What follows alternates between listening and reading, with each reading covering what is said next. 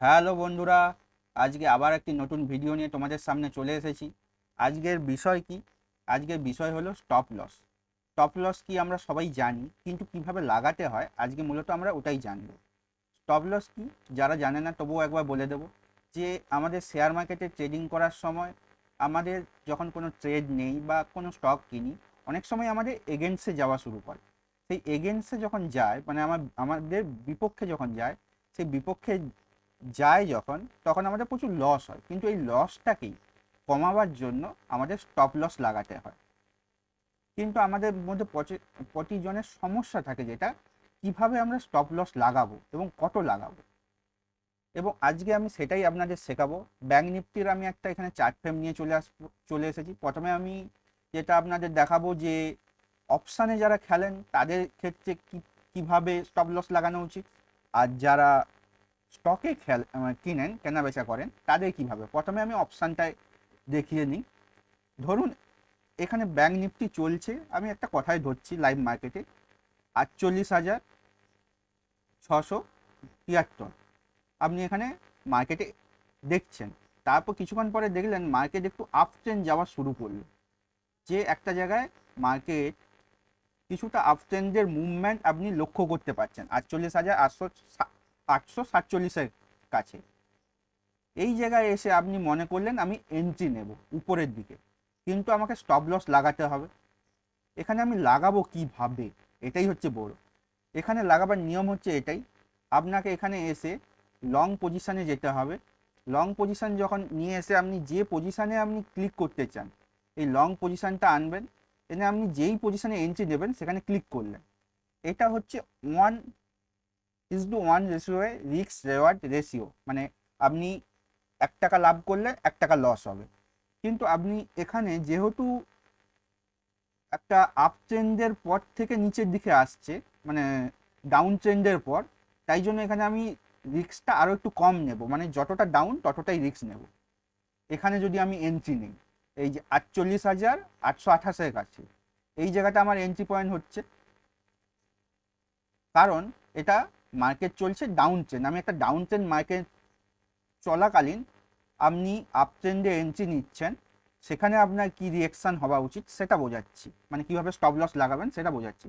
আপনি এখানে এন্ট্রি নিলেন, এখানে আপনার রিস্ক দেওয়ার রেশিও হয়ে গেল 1.52, মানে আপনি যতটা রিস্ক নিচ্ছেন তার থেকে আপনার রেশিওটা 1.52। মার্কেট ট্রেল করছেন আপনি, টার্গেট আপনার ওই দিন ছিল হয়তো 2%, বা যাই হোক আপনি 2% এসে বেড়ে গেলেন, মানে আপনার 2% প্রফিট হয়ে গেল। কিন্তু ধরুন আমি এবার একটা অন্য জায়গায় এন্ট্রি নিচ্ছি, সে জায়গাটি আপনাদের দেখাচ্ছি।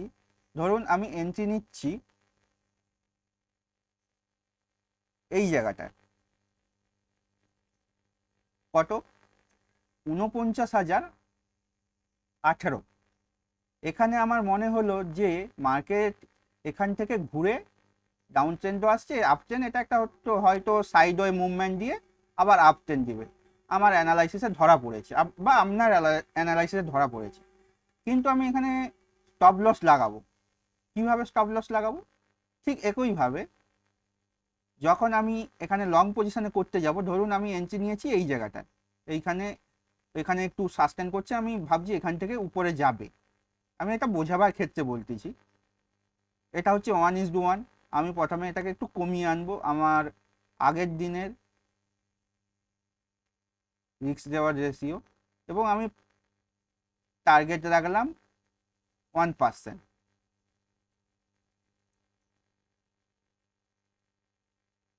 আমার প্রফিট একবার এটা কেটে দিচ্ছি। আমি এখানে এন্ট্রি নিলাম, একটু করে এন্ট্রি নেওয়া, এন্ট্রিটা একটু ঠিক জায়গায় আমি নিচ্ছি, 1 সেকেন্ড দাঁড়ান বোঝাবার তরে।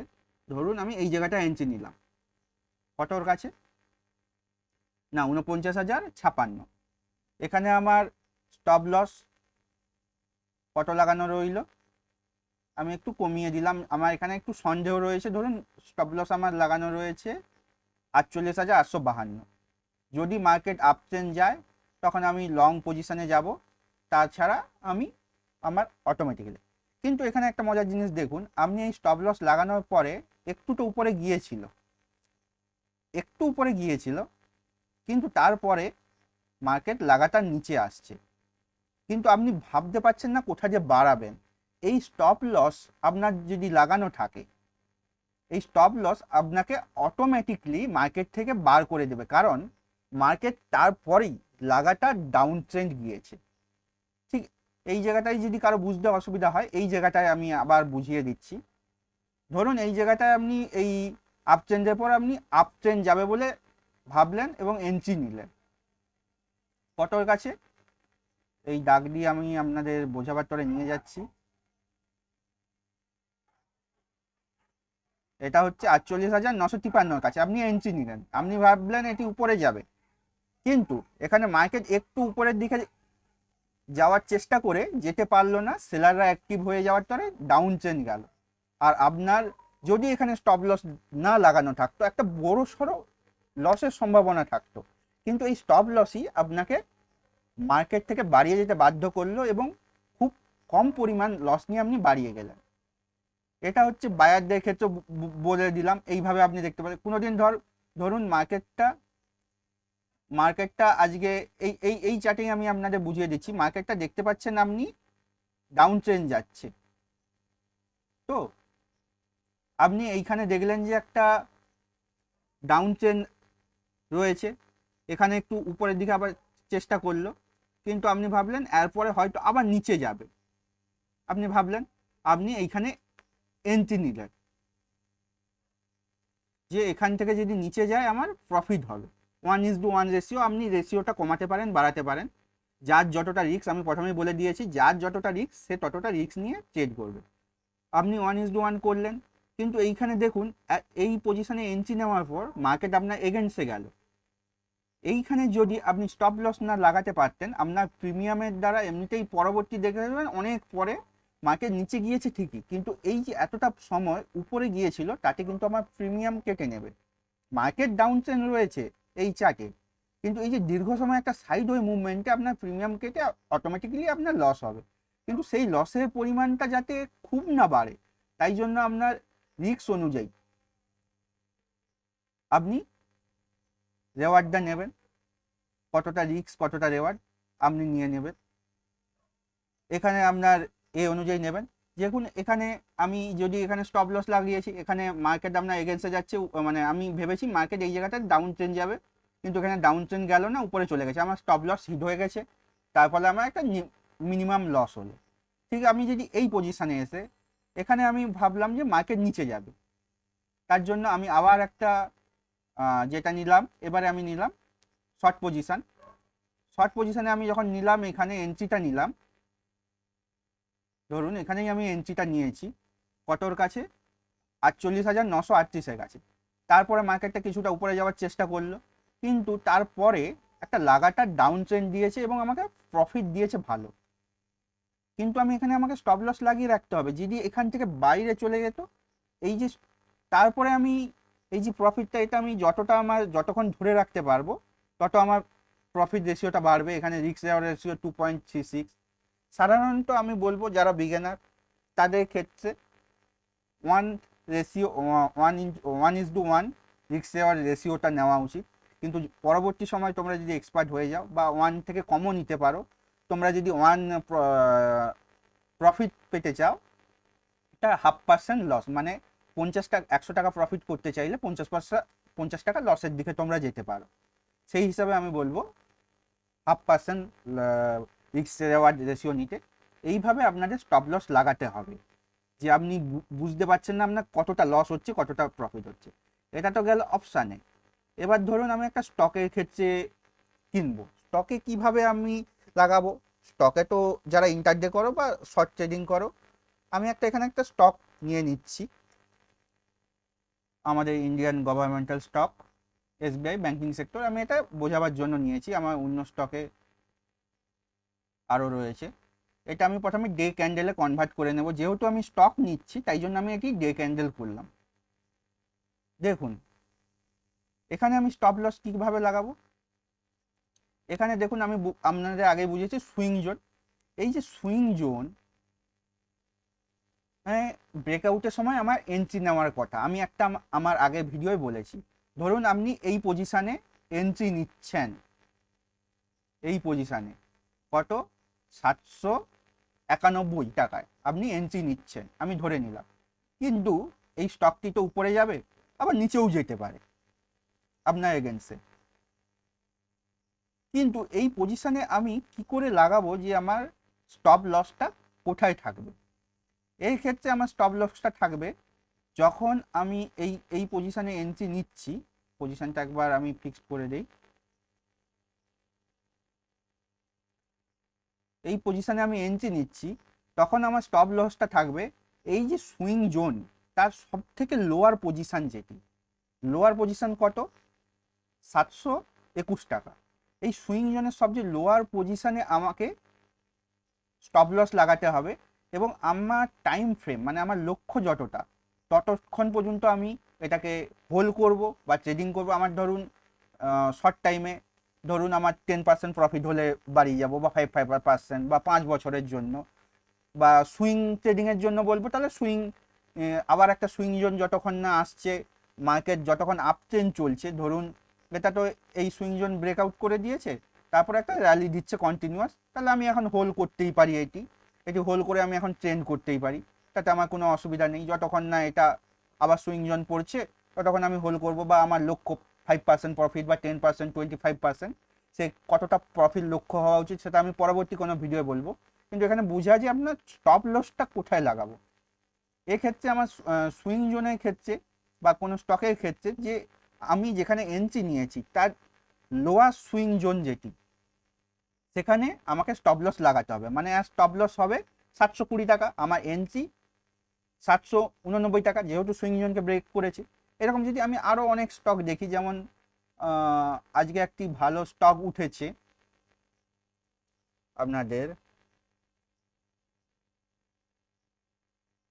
অশোক,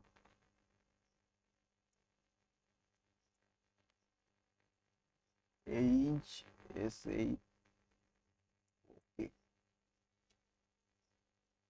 অশোক লেল্যান্ড, এটি একটি অটোমোবাইল সেক্টরে কাজ করে। এটা দেখুন, এটাও আমি আপনাদের বোঝাবার জন্য সুইং জোনে একটি দিয়েছিলাম, এন্ট্রি নেওয়ার কথা আপনাদের স্মরণ করে দিয়েছিলাম। সুইং জোনে যারা এন্ট্রি নিয়েছিল তাদের মাথায় খেয়াল হতেই পারে, আমি তো এখানে এন্ট্রি নিলাম, আমার স্টপ লসটা কোথায় হবে? এন্ট্রি তো নিয়ে নিয়েছি 193 টাকায়, কিন্তু আর সুইং জোনটা কোথায় হবে?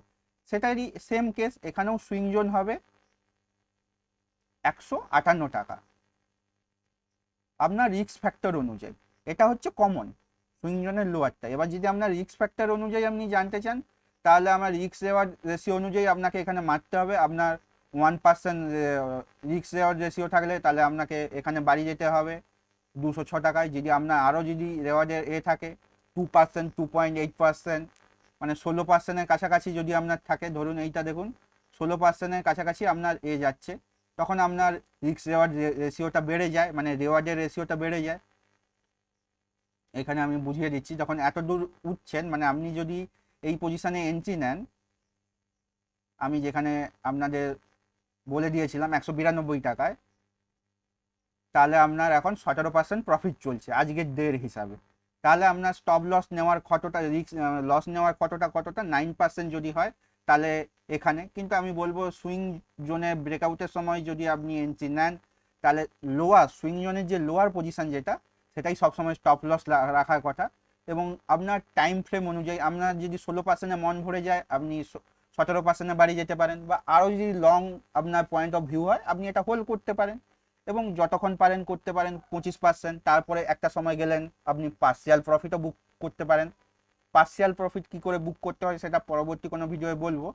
আজকে এই পর্যন্তই, যে স্টপ লস কেন আমরা লাগাবো এবং কিভাবে লাগাবো ঠিক করব।